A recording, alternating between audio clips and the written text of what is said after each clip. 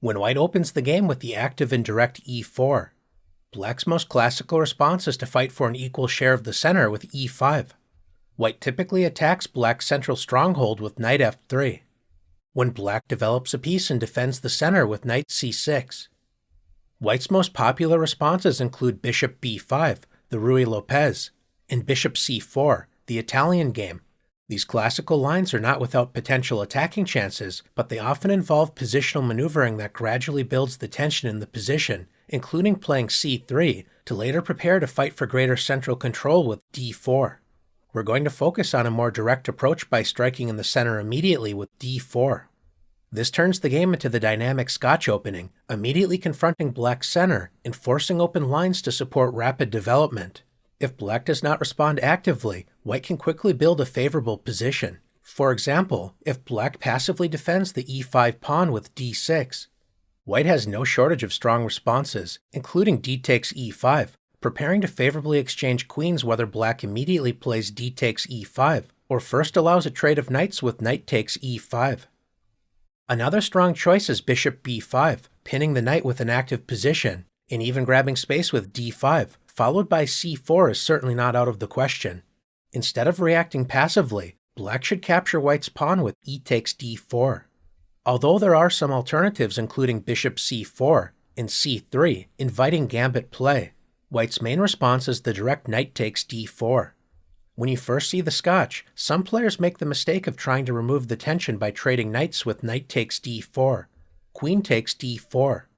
Although moving your queen out too early can often lead to trouble, white is simply gaining a lead in development while enjoying greater central control. There is no favorable way to attack white's queen, as c5 restricts the dark-squared bishop and also creates a backward pawn on d7.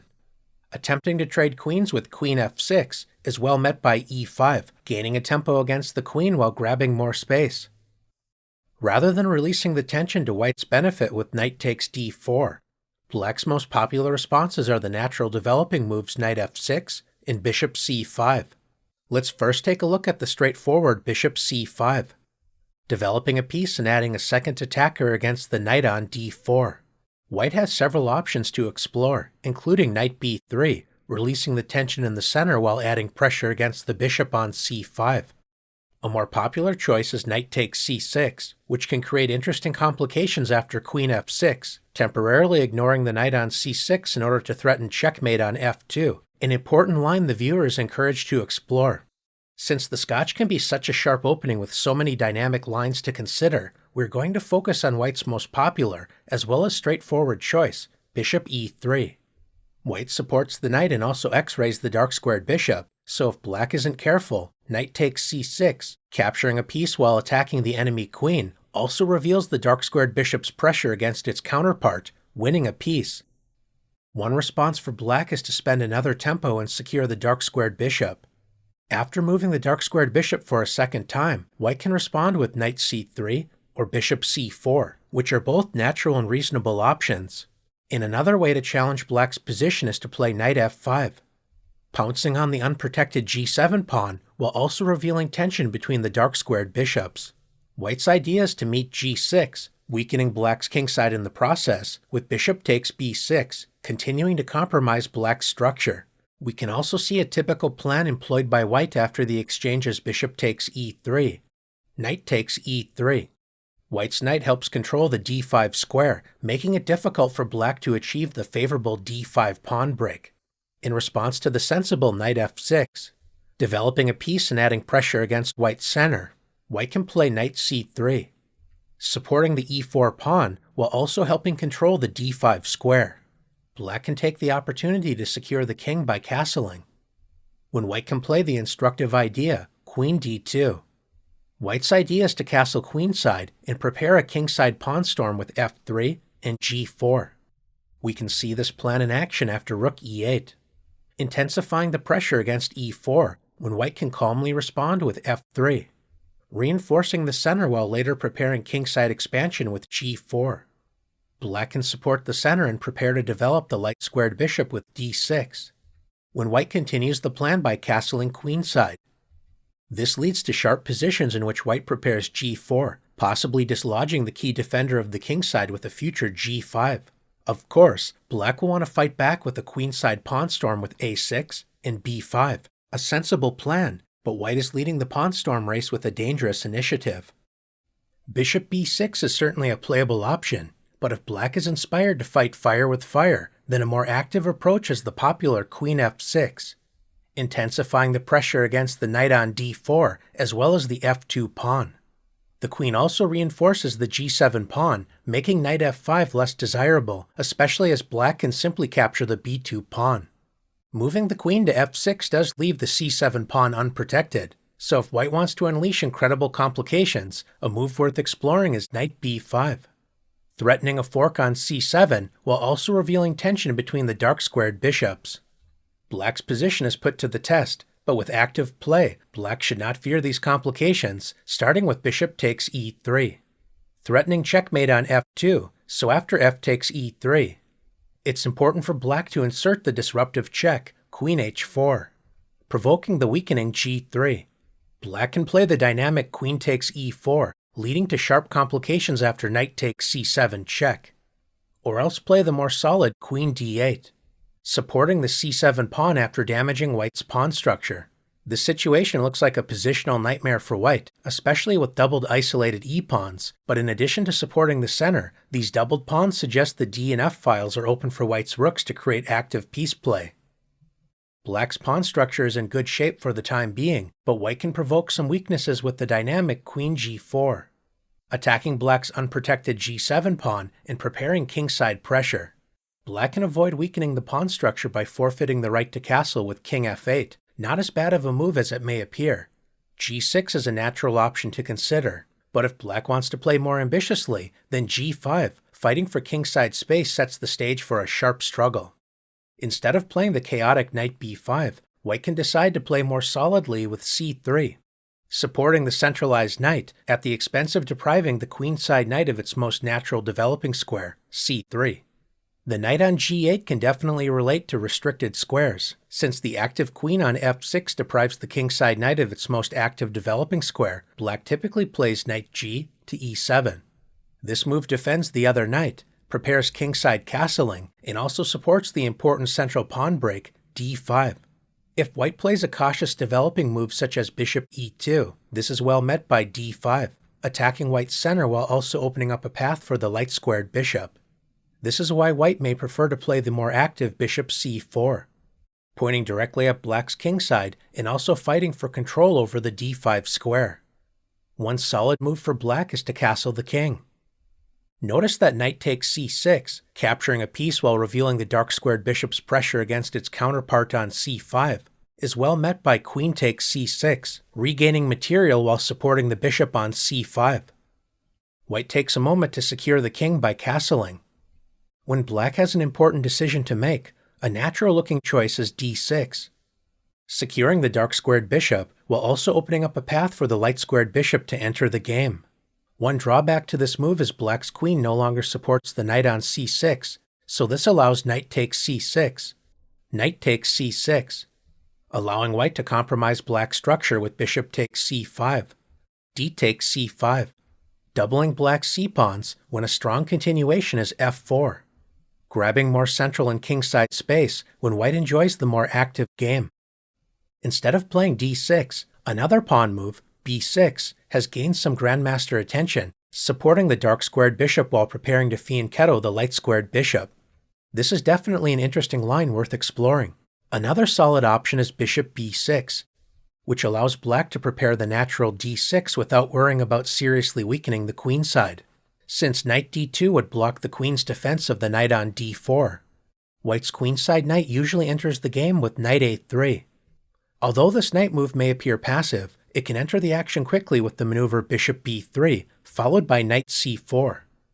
Black can decide to respond with the solid d6, supporting the center while preparing to develop the light-squared bishop. In addition to bishop b3, intending knight c4, white may also complete development with queen d2, preparing to centralize the rook with rook a to e1, followed by grabbing more space on the king side with a properly timed f4. Black may decide to support the knight with bishop d7, connecting the rooks. Depending on black's ambitions, it's not out of the question to explore knight e5, attacking the light-squared bishop, opening up the c6 square for the other knight, and possibly considering the disruptive knight g4, attacking the dark-squared bishop and adding pressure against white's kingside. And if allowed, black will stay on the alert to play a timely d5 central pawn break. There's no shortage of creative play available, offering plenty of chances for both sides. Bishop c5 is a reliable choice for black. Another mainline option is the sensible knight f6, immediately adding pressure against white's center. If white defends the pawn with knight c3, this transposes into the 4-knight Scotch, a solid opening worth exploring. To get started, you may consider black's popular and active response bishop b4, pinning the knight. White's most popular and active response, however, is to double black's pawns with knight takes c6. Since d takes c6 allows white to trade queens and eliminate black's ability to castle, black responds with b takes c6. We have reached the Mises variation of the Scotch. Supporting the center with bishop d3 is definitely worth exploring, although black can strike in the center with the disruptive d5, placing white's center under pressure. This creates dynamic positions in which black shouldn't face any serious problems out of the opening with proper play. In order to prevent black from energetically striking in the center, white can play the double-edged e5, grabbing space and trying to gain a tempo against the knight. Against e5 if black reacts to the pressure with knight d5. White can gain another tempo against the knight with c4, knight b6. The key point to emphasize is that in this variation, white is able to activate the light-squared bishop with bishop d3. White enjoys a space advantage, superior pawn structure, as well as active development, so this is not black's most attractive option. Instead of reacting by moving the knight, black's most common move is the strange-looking, but effective queen e7. Moving your queen out too early is generally not a good idea, but black pins the e5 pawn to the enemy king. In order for white to properly defend this pawn, white will also have to make an awkward-looking queen move, queen e2. By provoking these queen moves, both sides have blocked their kingside bishops, so unlike the previous example, white will not enjoy such straightforward and comfortable development. Now that the e5 pawn is no longer pinned, black moves the knight to safety with knight d5, allowing white to attack the knight again with c4. We reach an important crossroads. One choice for black is to play knight b6, removing the tension against the knight and possibly preparing queenside castling after developing the light-squared bishop. Another idea for black is to expand on the queen side with a5 and a4. This plan may prove especially effective if white decides to play a queenside fianchetto. Knight b6 is a popular option with a wealth of opening theory to explore, but black can also decide to maintain the tension in the center with bishop a6. Pinning the c4 pawn to the queen. Reinforcing the c4 pawn is a good idea for white. This can be achieved by knight d2, an interesting line worth exploring, especially for Scotch players who are less interested in allowing simplifications. The traditional way to support c4 has been b3, opening up the c1 to a3 diagonal for white's bishop. This move often prepares a queenside fianchetto, supporting white's center and pointing toward black's kingside. If black wants to create more imbalances in the position, then queenside castling is an interesting option to explore. Another path is to figure out how to activate the dark-squared bishop. A good plan is to play g6, preparing to play bishop g7, increasing the tension against white's e5 pawn and also creating the option of kingside castling. If white tries to disrupt black's plans with bishop a3, attacking the queen and preparing a favorable exchange of dark-squared bishops, this may look annoying for black, but it's well met by knight b4. Deliberately pinning your own knight is generally not a good idea, but this turns out to be a solid option, and in fact, white should return to the idea of playing bishop b2, because if white plays a move such as g3, preparing to complete development with bishop g2, followed by kingside castling. Although bishop g7 is a reasonable option, black can surprise white with the disruptive knight c2 check, forking the king and rook, as well as attacking the dark-squared bishop.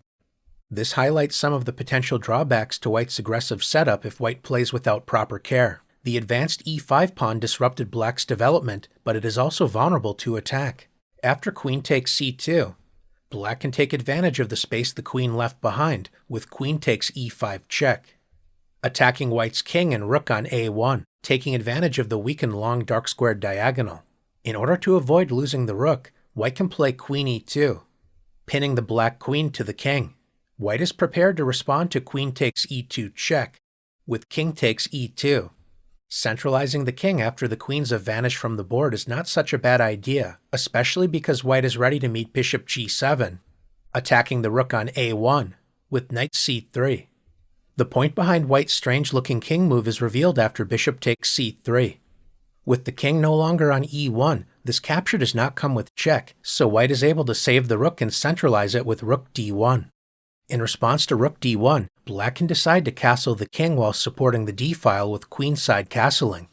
Black is up a pawn, although white does enjoy a superior structure. Black is ready to strike in the center with the thematic d5, when black enjoys a favorable position after this instructive tactical skirmish.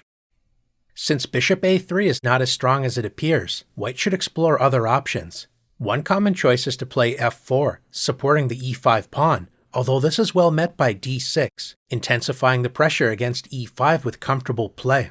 White sometimes plays bishop b2 immediately, often transposing to the lines we're about to examine, but many grandmasters decide to first play g3, preparing a kingside fianchetto and eliminating the possibility of a future knight f4.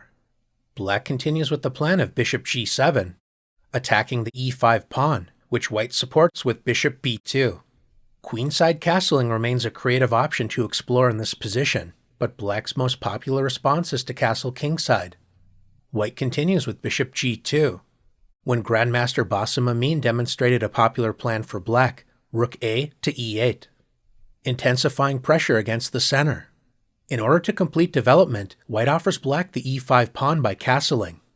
We now see black's idea. Grandmaster Amin eliminates the cramping e5 pawn, which simplifies the position into an unbalanced endgame after the exchanges bishop takes e5, queen takes e5, queen takes e5, bishop takes e5, and rook takes e5. The c4 pawn is no longer pinned to white's queen, so white offers the rook on f1 for two minor pieces with c takes d5. Bishop takes f1. White does not want to make the bishop on g2 passive, so Grandmaster Levon Aronian played king takes f1. Black picks up another pawn with c takes d5, when white activated the knight with knight c3, intensifying the pressure against the d5 pawn. Since d4 opens up the long diagonal for white's light-squared bishop, black decided to reinforce the d5 pawn with c6. We have reached a popular endgame position in which white has exchanged a rook and two pawns for two minor pieces. This position is considered roughly balanced, but there is plenty of scope for the more experienced and likely stronger player to outplay their opponent. White may consider moves such as bishop f3, preventing black's rook from invading the second rank with the future rook e2. The move bishop f3 also supports the possible knight maneuver knight e2 to f4. White can also decide to play rook d1, intending to attack the isolated pawn on a7 after rook d4 and rook a4, as was tried in the game. Grandmaster Amin doubled rooks with rook f to e8, opening up the possibility for the creative plan to send the king to the queen side starting with king f8, using the d6 square in order to reach c7. From the c7 square, black is able to support the center, as well as the isolated pawn on a7 if necessary. White was unable to make any progress against this plan, and black was able to draw the game without any serious problems. Scotch players are often used to controlling the early events of the game, but one exception is the adventurous, but ultimately dubious Steinitz defense with queen h4, immediately putting white's center and kingside under pressure. It's important for white to stay calm, and with proper play, white can reveal some drawbacks to black's aggressive approach. A solid response is the sensible knight c3, allowing black to increase the pressure against white's center with bishop b4. Pinning the knight and renewing the threat of queen takes e4 check. This is a critical moment in the opening, as white can play a move such as queen d3, which does defend the center, but it's an awkward move white should prefer to avoid. A strong response is to offer a pawn sacrifice with bishop e2. This modest move allows white to castle and focus on organic development, which if allowed, will seriously question the purpose of black's misplaced queen. After black accepts the pawn sacrifice with queen takes e4, black's early queen excursion has left the c7 pawn vulnerable to attack, so white can respond with the active knight b5, threatening a fork on c7. The greedy queen takes g2 is well met by bishop f3, attacking the queen and x-ray defending the rook on h1. White is prepared to play the crushing knight takes c7 check, so queen takes g2 should be avoided. In response to knight b5, black's best try is to compromise white's structure with bishop takes c3 check. In order to maintain the tension against black's weakened queenside, white accepts doubled pawns with b takes c3. Since defending c7 with queen e5 fails to f4, black's king reluctantly forfeits the right to castle with king d8, allowing white to secure the kingside by castling.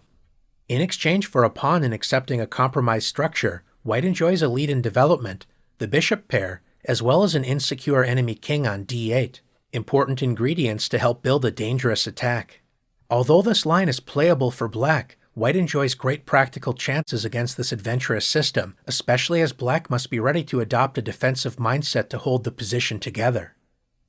The Scotch is a dynamic opening, provoking an immediate central confrontation on the third move. This aggressive approach usually creates a structural imbalance, quickly opening lines to prepare dynamic piece play. White enjoys a space advantage and can immediately place black's position under pressure. Facing the Scotch can be psychologically unpleasant, as black needs to respond energetically, and at times must be well prepared to face a series of forcing lines that do not always favor natural-looking responses. That being said, by opening the position so quickly, black also has the ability to enjoy active play with a variety of creative piece setups available to challenge white. The Scotch can lead to lively play with plenty of chances for both sides, so best of luck on whichever side you may choose in this double-edged opening.